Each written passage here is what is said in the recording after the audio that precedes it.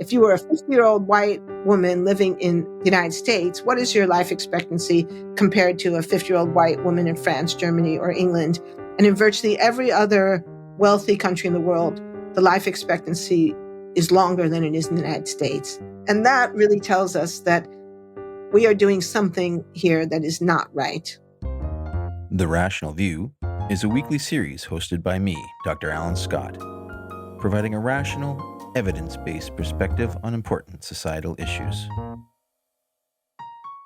Produced by Soapbox Media. The world needs evidence-based public policy now more than ever. Making the right decisions should not be partisan politics. Please help spread The Rational View by going to patron.podbean.com/therationalview. Together, we can make a better future. Hello, and welcome to another episode of The Rational View. I'm your host, Dr. Al Scott. In this episode, I'll be taking a look at the ugly side of unrestricted capitalism and how lobbying has skewed the public debate and shifted the Overton window to the right. Some would argue that unrestricted capitalism has been a great boon, lifting society into an age of plenty. Others would argue that it has done this by maintaining an economic class hierarchy that enables the rich to enslave the poor. The basis of the question is, are workers entering into employment agreements between equals for a mutually beneficial exchange of labor for wages? Or are people forced into degrading wage slavery under duress by withholding the essentials of life like food, housing, and healthcare? My guest today will help us grapple with these issues. If you like what you're hearing, I would urge you to press like on your podcast app so we can get a little bit more visibility for the podcast. Also, feel free to join me on the Facebook group, The Rational View. Naomi Oreskes is professor of the history of science at Harvard University and the author of nearly 200 scholarly papers and popular articles, and numerous books, including Merchants of Doubt and The Big Myth, both co-authored with Eric M. Conway. Her opinion pieces have appeared in the New York Times, the Washington Post, the Los Angeles Times, the London Times, and many others. Her TED Talk, Why We Should Trust Scientists, was viewed more than 1 million times. Wow. She's an active participant in the World Economic Forum in Davos. Professor Oreskes, welcome to The Rational View. Thank you. It's a pleasure to be with you. Thank you for coming on the show. I've read your book, The Big Myth. And I'm also very familiar with Merchants of Doubt. This is something that's referenced quite a bit in social media circles that I'm on. You've done quite a bit of work, I guess, over your career, publicizing how misinformation has infiltrated the public sphere. Merchants of Doubt tackled how companies sabotage the public reception of science and create polarization surrounding issues such as tobacco and climate change. I'm very interested. Could you give us your 1-minute elevator pitch on why we should trust scientists in this case? Sure. Well, really, between the TED Talk and the book, I changed the title. It's not why we should trust scientists. It's why we should trust science. Because in giving that talk, I realized that actually my argument is not about trusting scientists. Yes. I think as individuals, scientists often go wrong, and the Merchants of Doubt are, exhibit A for that. But as a process, as an enterprise, science has produced reliable knowledge about all kinds of questions that have helped us cure disease, send people to the moon. And so as a process, we see that science has an extremely solid track record. And so that's the basic argument. And in the book, I go into more details about what that process is and how that process works to weed out error, sift through the mistakes, and yield a reliable product. Your current book with Eric M. Conway, The Big Myth, follows in this theme. It goes into great depth on how the public discourse has been influenced, especially in the U.S., by, I would say, right-leaning plutocrats in the business sphere over the past 150 or so years. Why did you want to write this book? Well, the book is a follow-up to Merchants of Doubt. In Merchants of Doubt, Eric Conway and I asked the question, why would intelligent, educated people reject hard-won scientific evidence? Because by the time we wrote that book, it was published in 2010, the scientific evidence of man-made climate change was overwhelming. Climate change was already underway. And many of the predictions that scientists had made back in the 50s, 60s, and 70s were coming true. Mm-hmm. So the answer we found through 5 years of research was really political, that it wasn't about problems in the science or inadequate data or unreliable models. It was about the political ideology of market fundamentalism, the fear rooted in the Cold War and in Cold War anti-communism that government action in the marketplace, particularly environmental regulation or public health controls, would put us on a slippery slope to socialism, communism, and Soviet-style totalitarianism. And we left the book there because we'd already done a ton of work just to show the story and who these people were and how it operated. But it left us with another question, which was, well, where did market fundamentalism come from? And why would intelligent, educated people accept that argument when there was so much evidence from history and also from economics to disprove it? And so the new book is an attempt to answer that question. So it's essentially a history of market fundamentalist thinking in the United States. And as you said, it's really a story about how a group of plutocrats, so now we shift the focus from science to business leaders, but also some academics, work to promote this ideology in America, mostly for pretty cynical reasons. Indeed.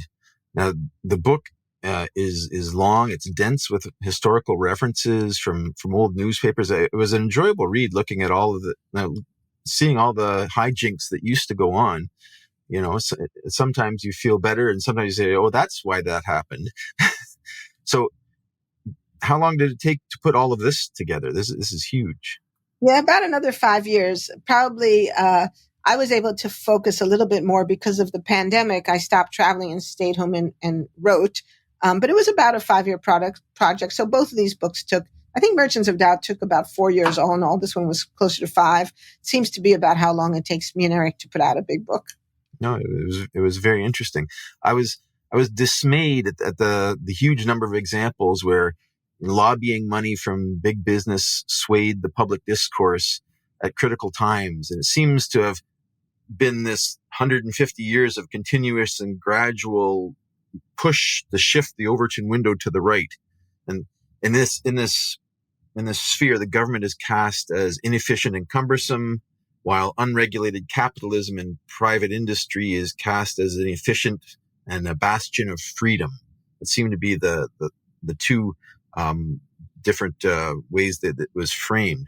And I know there's certainly a grain of truth to these characterizations, but what does the evidence say? What have you learned from your investigations? Well, part of what motivated this book in the first place was the recognition of climate change as a market failure. So Eric Conway and I are not anti-capitalist. We're not communists. We do think that markets are very efficient for doing certain kinds of things, like delivering consumer goods, like the laptop that I'm talking to you on, the headphones I'm wearing, the water bottle that I'm drinking from. That's all well and good. But we also know that there are some pretty serious flaws in capitalism as currently operated. And one of the big ones, maybe the biggest one, is the problem of external costs. That is to say, the costs of doing business that are not reflected in the price. That cost could be workplace injury when workers are killed or hurt on the job. That cost could be environmental damage when, say, pollution is dumped in a river, makes the river, you can't swim in it or fish can't live in it. And it could be climate change. Nicholas Stern, who wrote the Stern Report for the British government on the economics of climate change, now something like 15 years ago, said a long time ago that climate change was the greatest and most wide-ranging market failure ever seen. Economists across the world, including conservative economists, Nick Stern's not a conservative, but he was the chief economist for the World Bank for many years. So that's not exactly a left-wing organization. So people have recognized that climate change is a market failure, that it's a really, really big problem, a problem that is costing people their health, their safety, their homes, billions, if not trillions of dollars in damage every single year. And the market, the so-called free market system, seems to be completely incapable of addressing it. And so it was that recognition of the reality of market failure that made us pose the question, well, given this reality, given that there's so much obvious evidence of market failure, why do people keep telling us that we should just trust markets to solve our problems? And that was really part of the motivation for doing this work. Yeah, it's basically the tragedy of the commons, right? It's the commons is this shared resource that isn't priced into a market. So markets are very good at setting prices when all of the costs are properly considered in the thing. But the commons, we've seen it in the collapse of the fisheries in Newfoundland. We've seen, things that aren't regulated fall apart. Why do people think that the unregulated markets are a good thing? They seem to be more damaging than good in the long run. We think it because that's what we've been told for 120 years. And so really, this is the story of that myth. That's why the title is The Big Myth. We've been basically sold a story. In Merchants of Doubt, we quote tobacco industry executives who basically say, doubt is our product. We're selling doubt. So in this book, the people are manufacturing a myth. And the myth is that we can just trust markets. We don't need governance. And so I think it's pretty obvious that myth is untrue. But most of the book is not about proving that the myth is untrue. It's proving that it is a myth, and who built that myth, and how did they build it, and how did they persuade us of its truth. And the short answer to that, if you don't want to read all 500 pages, is through a kind of saturation campaign, by saying it enough times that people began to believe it was true, and then the politicians began to implement it into public policy. Your book shows a lot of examples where government intervention seems to make for a better outcome, to more equitable, sustainable economies, whereas unregulated markets have tended to fail. Can you go over some of the examples that you put in the book? Sure. Well, first of all, we don't like to use the word intervention because we actually think that's part of the myth. The word intervention implies that markets are over here, government's over there, and that the government is somehow intervening or interfering in the natural function of the market. And so we argue that that's part of the myth, because the reality is markets are human institutions. They're created by people. They predate capitalism. We know there were markets in the ancient world. There were markets in ancient Greece, ancient Rome, ancient Assyria. If you go to Pompeii, you can see the preserved markets beneath the volcanic deposits.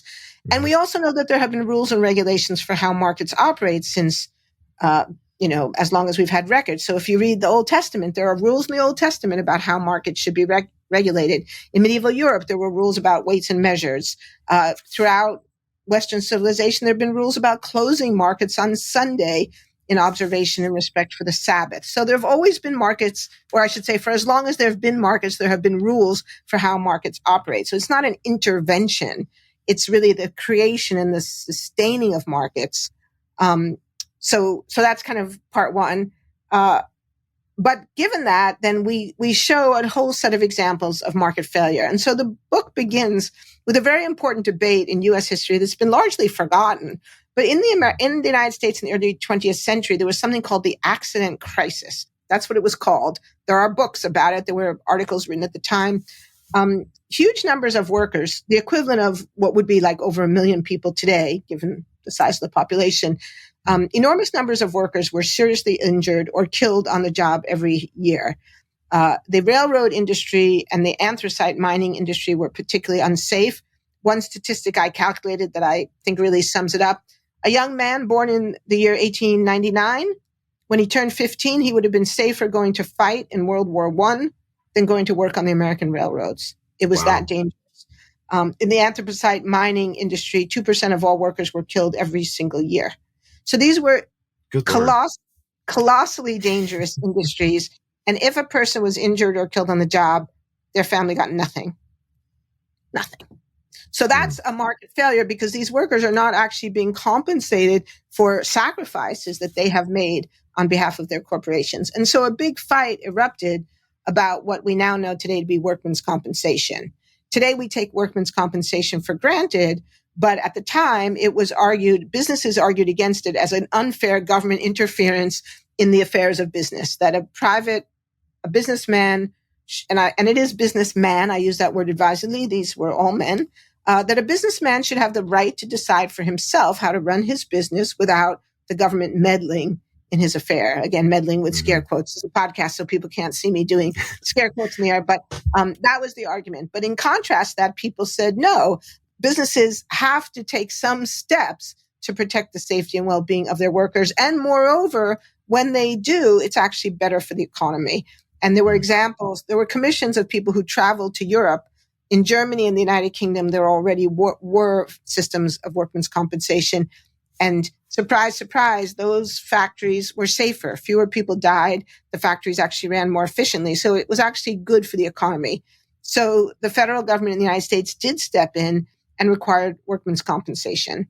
And since then, we have many fewer injuries and far fewer deaths. I mean, people are still injured on the job in America today, but it's pretty rare for people to be killed on the job. It does happen, but not like what used to happen. Not The quite other big 2%. debate was, sorry, what? Not quite 2%. Yeah. The other big debate was about child labor. So again, most of us might think it's pretty obvious that 6-year-olds should not be working in a factory. But in the early 20th century, that was extremely common, both in the United States and in many parts of Europe. Here in Massachusetts, where I live, it was documented that children as young as 2 years old worked in textile mills. And as you can imagine, the injury and death rate for these children was extremely high. Wow. So an argument developed in the early 20th century that this should be illegal, that business people should not have the freedom to exploit children, that was simply wrong. And it was tied to arguments for compulsory public education, that children should be in schools, not factories. And again, the business community fought this as an unfair or inappropriate government intervention in their essentially in private property rights. Mm-hmm. But they lost those arguments. People said, no, we shouldn't have widespread child labor, and children should be in school, and workers should be compensated if they're killed on the job. And so gradually, the U.S. began to remedy some of these market failures with appropriate statutes and regulations. Mm-hmm. And this was essentially the state of affairs for the next 50 or so years in the United States. The mainstream public opinion did support government action in the marketplace to protect workers, to protect the environment, to protect consumers against dangerous and faulty products. But all the while, the business community was fighting back. And they were fighting back in a very smart way by building an alternative narrative, by building this narrative about how government, well, they called it intervention, threatened freedom. And at first, they don't succeed. They try a lot of things. They spend hundreds of millions of dollars, the equivalent of probably, well, tens of millions at that time, the equivalent of hundreds of millions or more today, wow, on propaganda campaigns. But it mostly doesn't work through most of the 20th century until it does start to work. And I think this also proves the importance of persistence. They don't give up. They keep trying and they keep trying. And then they cultivate Ronald Reagan. And so the third of the book is about how Reagan brings these ideas, which were decidedly not mainstream in the United States in the mid-20th century, ideas that had essentially been rejected by the American people, how he brings them into mainstream politics, resurrects them, and makes them not just acceptable, but sort of conventional wisdom. Yeah, the folksy approach of trickle-down economics. Exactly. The term neoliberalism is used a lot. Is Reagan's policies the genesis of neoliberalism? Or maybe we could define that for the listeners, what that really is. Sure. Neoliberalism is a tricky term because it's used very broadly. It's used kind of loosely, and sometimes it's used in ways that are so capacious as to be not so helpful. But neoliberalism really begins in Europe in the mid-20th century. It's developed by a group of people initially related to a group called the Austrian School of Economics. Mm-hmm. And the key arguments are arguments against government action in the marketplace. So the neoliberals want to resurrect classical European liberalism to focus on the rights of individuals, to focus on property rights, and to say that the government action in the marketplace should be absolutely minimal. And often that means minimal or no regulation of private markets or private contracts or affairs, low rates of taxation, the sort of promoting of pro-market, more market-forward programs, and a high valorization of property rights. And this then becomes an argument against environmental protection, because environmental protection is often used as seeing as denying people property rights because I can't just do whatever I want. I have to take into account environmental issues. So this is developed by a group of people in Europe, and it's led particularly by a group associated with a group called the Mont Pelerin Society that met in Mont Pelerin, Switzerland after World War II.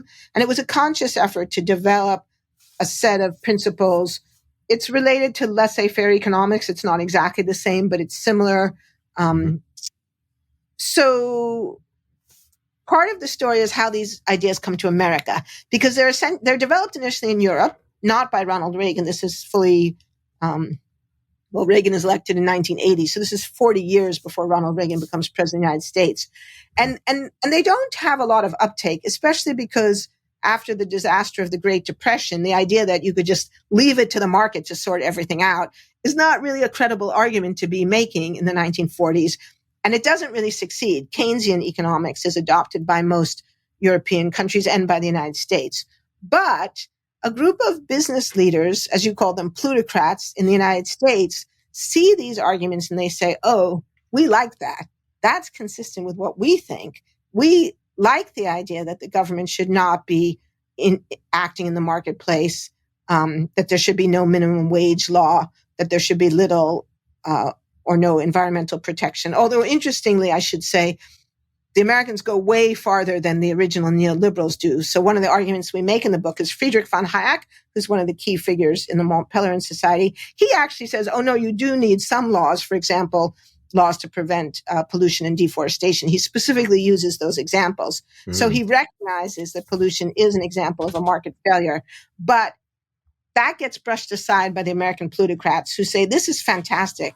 And so they recruit von Hayek and also his mentor, Ludwig von Mises, both Austrian economists, to come to the United States to promote these ideas in America.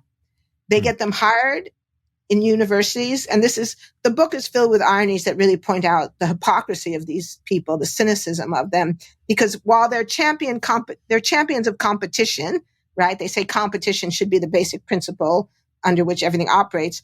They get these guys hired at jobs with no open search, no advertisement, no competition. So they believe in competition for everyone else, but not for themselves. So they get them hired and then they begin to promote their work. And one of the things they do is to promote a bowdlerized, simplified version of von Hayek's classic text, The Road to Serfdom. So in The Road to Serfdom, Hayek lays out this argument. And Hayek is a very smart guy. I mean, he's quite brilliant. The book is very well written. It's very interesting to read. And it's not a crazy argument. I mean, you can see his point about, it's really about how do you balance individual rights against the collective goods. And I don't agree with the conclusion he comes to, but, it's a legitimate question, right?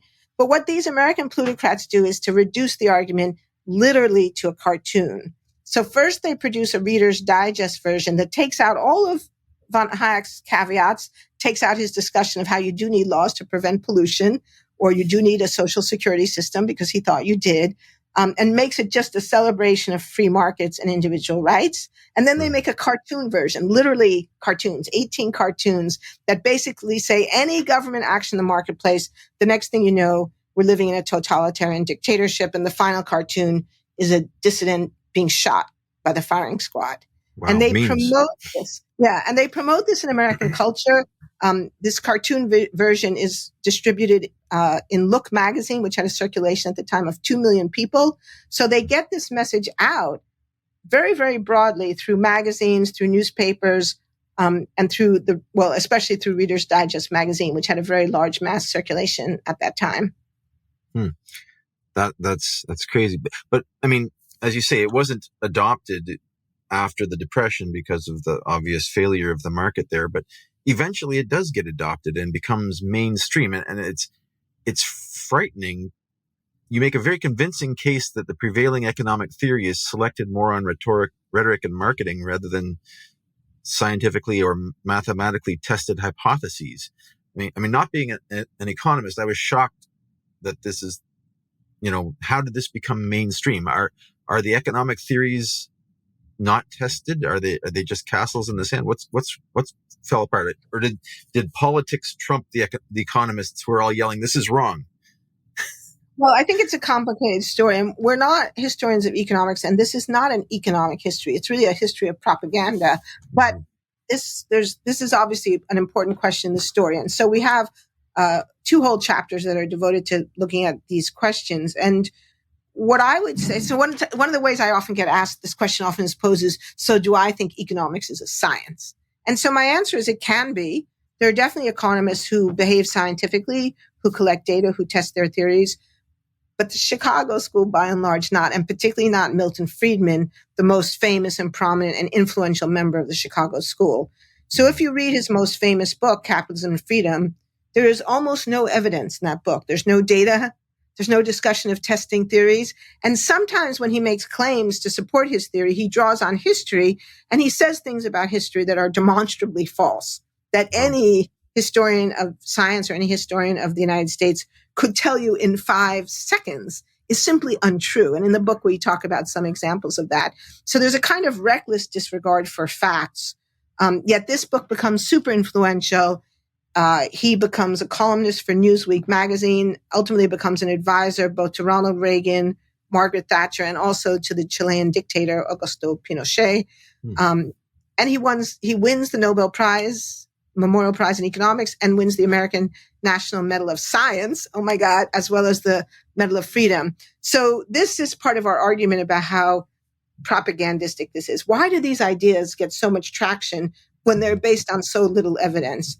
And part of the answer has to do with the way, again, plutocrats, a group of the same people who brought von Hayek and von Mises to America, fund a big part of the Chicago School of Economics, not the whole department, but a significant part of it, a program called the Free Market Project. Okay. Milton Friedman is part of that project, and so also is George Stigler. And he's an important part of our story because he produces what I consider to be a bowdlerized version of Adam Smith. So we've all heard of Adam Smith. We all know he's, the founder, the father of modern capitalism. So you might think, if you had never read The Wealth of Nations, that Adam Smith was a free market fundamentalist, but he's not. If you actually read The Wealth of Nations, which I did for this book, and it's not easy, it's 1,000 pages of turgid 18th century prose, but he makes the point that actually government involvement is essential in a number of key areas. And one of the key areas is banking regulation. And, we were finishing this book. I know the whole Silicon Valley bank thing was blowing up right when this book came out. And we thought, well, there is a God. He sent us the Silicon Valley Bank. Right?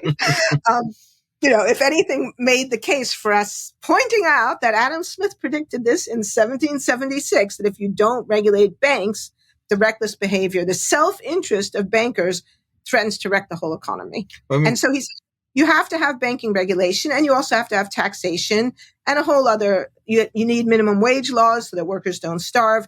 And he even supports unions because he says the power of the factory owners will always be greater than the power of the workers. And so workers need to organize themselves in order to try to level that playing field. But all of those discussions are removed from George Stigler's edited version of The Wealth of Nations. Yeah. You would think, the 2008 subprime mortgage collapse fiasco, is a stark reminder that unregulated banking doesn't work. The capitalism fails when you don't regulate it. Exactly. I'm surprised nobody noticed. Well, a few people did. And one of the people we talk about in the book is Richard Posner. And he's a really important figure for us because he's a really, really conservative judge. And he came out of the Chicago School of Law of Economics. And most of his career, he spent arguing against regulation, arguing for an absolutely minimalist interpretation of the government's role in the law. But he changed his mind after 2008.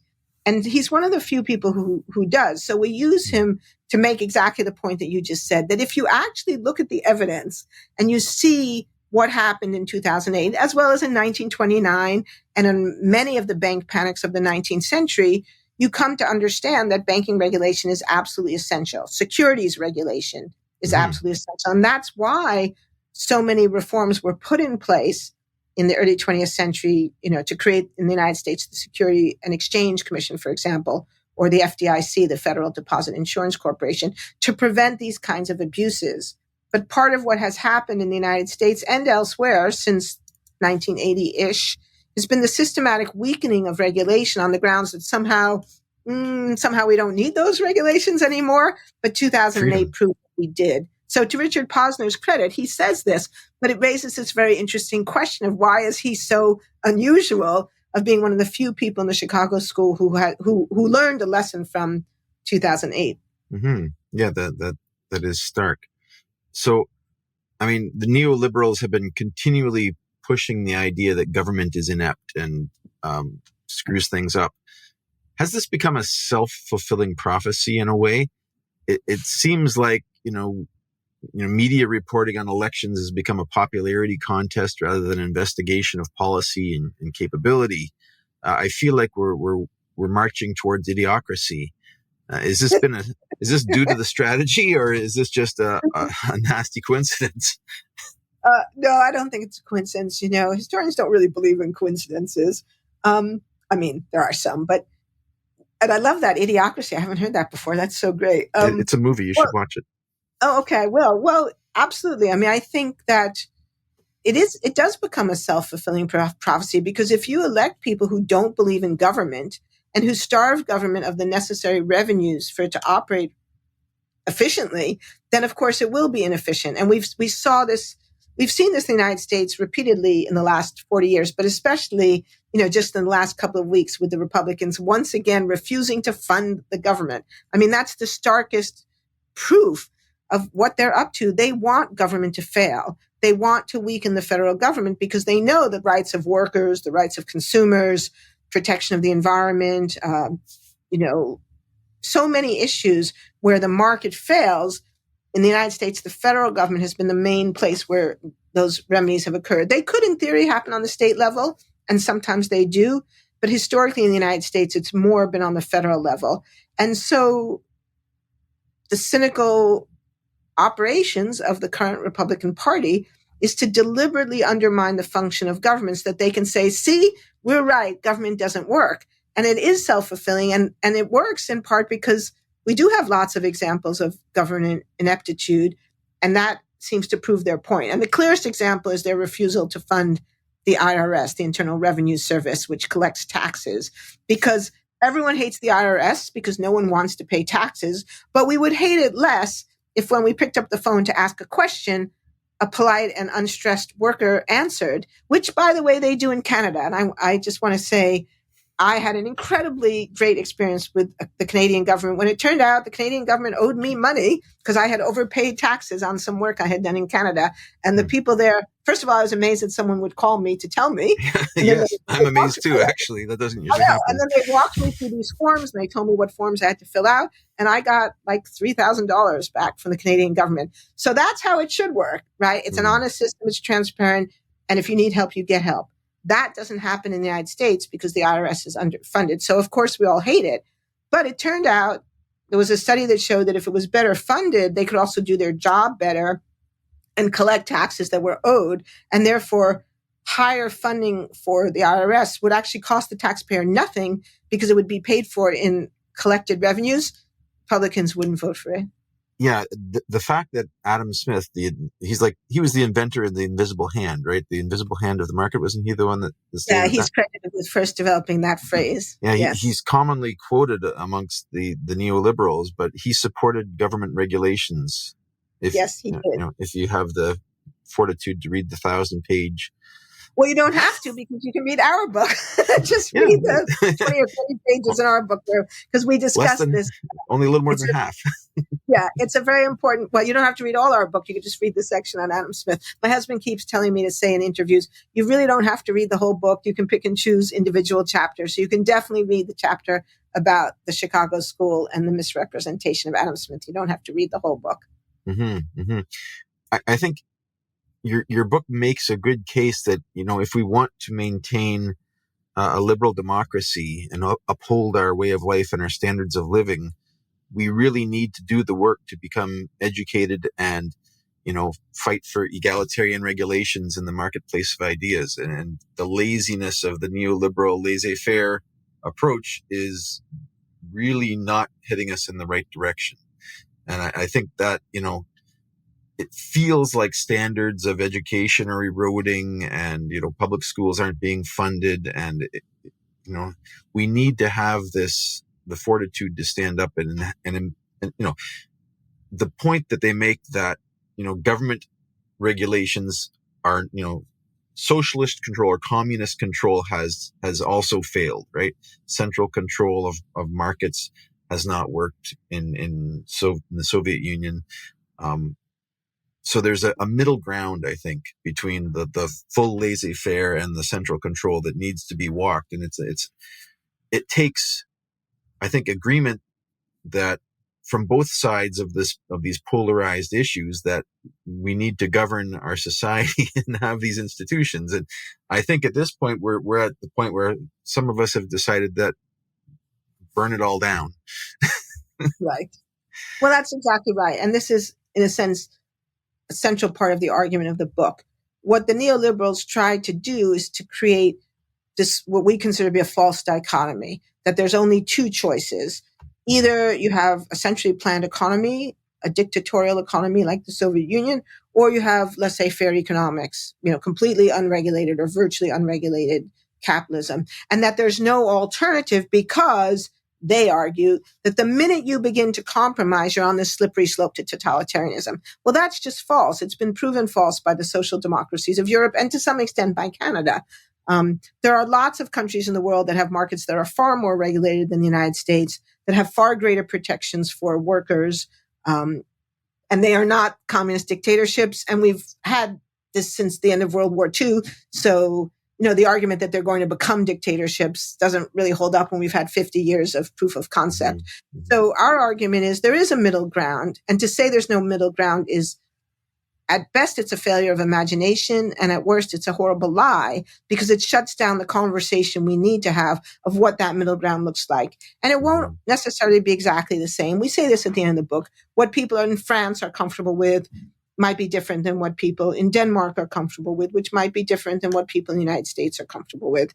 But we know that we can protect workers, we can protect the environment, and still have a prosperous market-based economy. And that's really what we call for in the book. We're not calling for revolution. We're not calling for centralized planning. I don't want to live in China, and neither does Eric Conway. But I want to live in a country where people have health care and where the life expectancy continues to increase, not decrease. And to me, that's the greatest indictment, the greatest proof that what we've done in the United States has on some level gone badly wrong. Because after a century of improved life expectancy, in recent years, life expectancy in the United States has gone down. And it's not just among poor people, which even if it were, that would be extremely bad. But even among wealthy people, there was a very interesting piece I read, I think it was in the New York Times a week or two ago, comparing life expectancy in the United States to other countries and doing a sort of comparable comparison. So if you were a 50-year-old white woman living in the United States, what is your life expectancy compared to a 50-year-old white woman in France, Germany, or England? And in virtually every other wealthy country in the world, the life expectancy is longer than it is in the United States. And that really tells us that we are doing something here that is not right. Mm-hmm. Mm-hmm.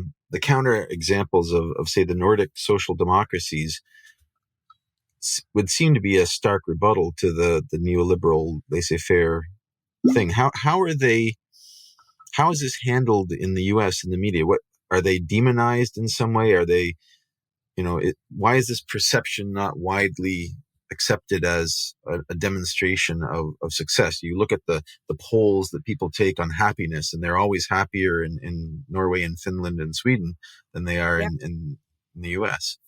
Yeah. Why is this not news? Well, that's a really great question. I'm not entirely sure I can answer it. I think you'd have to talk more to journalists to ask why they don't cover the story more. I mean, some do, but many don't. I mean, I think some of it has to do with the way red baiting persists in the United States, so that if you try to have a conversation about, let's say, Norway, you immediately get accused of being a socialist. And again, this is part of this story. The way the propagandists of the free market tried to make any discussion of alternatives, any discussion of social democracy, quickly elided into socialism, and to blur that distinction so that social democracy is treated as the same as socialism, even though we know it's actually quite different. So I think that's part of it. The strategy shuts down that conversation. And I think the other part of it has to do with American exceptionalism. So, there's this long thread in American culture that America's different, that America's exceptional, that we're not like other countries. And therefore, the experiences of other countries are not relevant to the U.S. situation.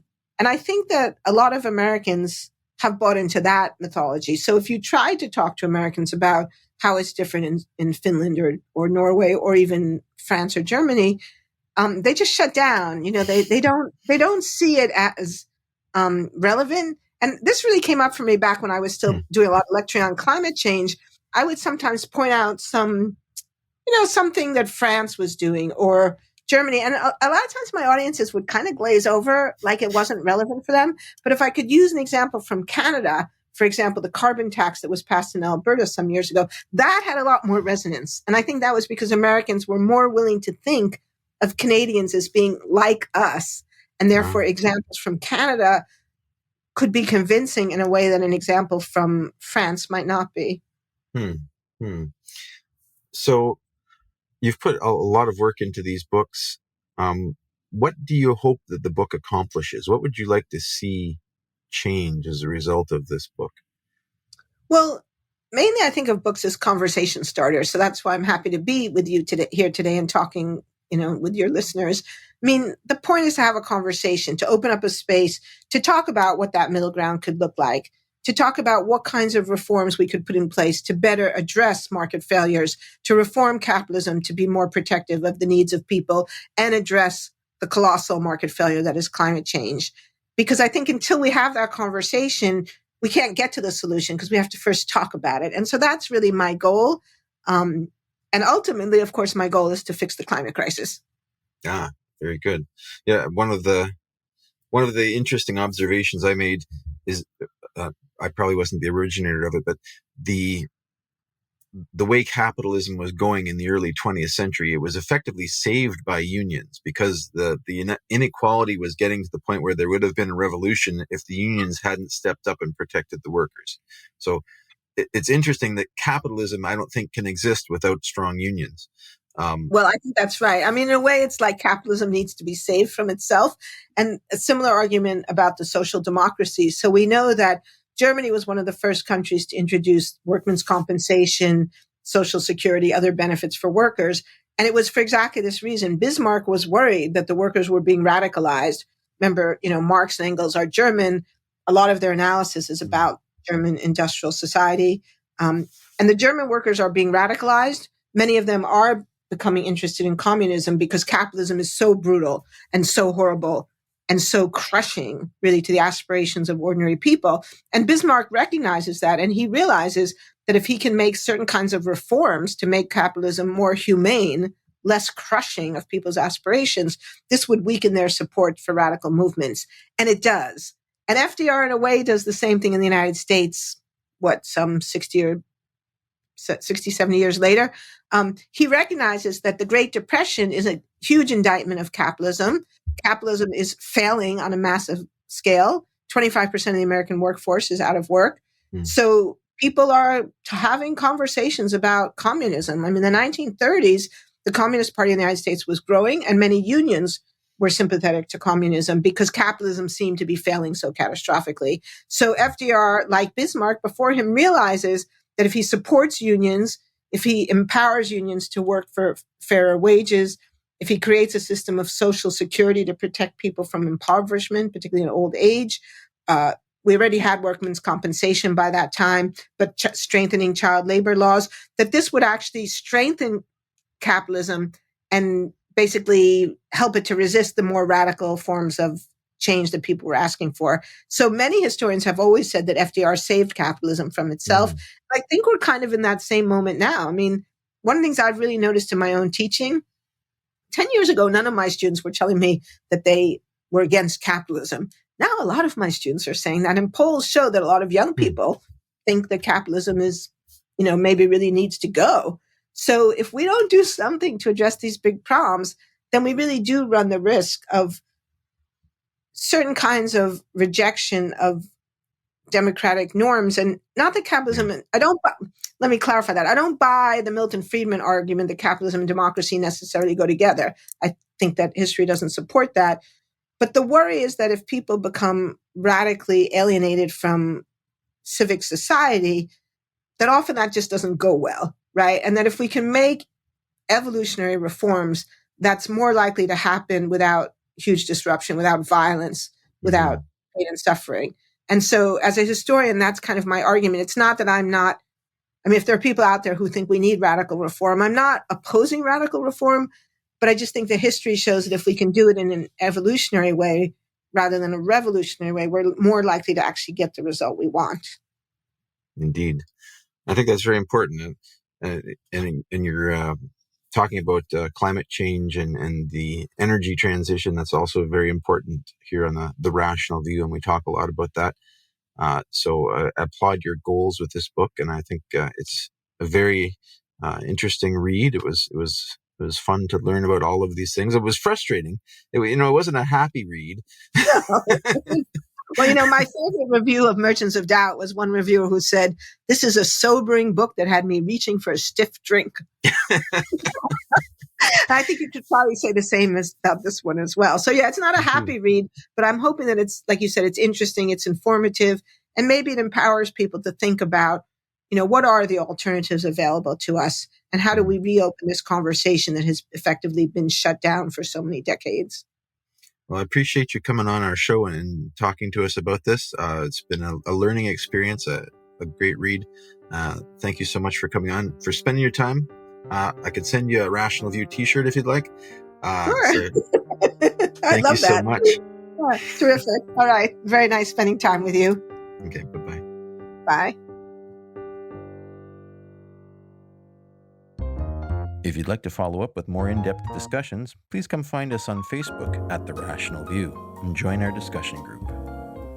If you like what you're hearing, please consider visiting my Patreon page at patron.podbean.com/therationalview. Thanks for listening.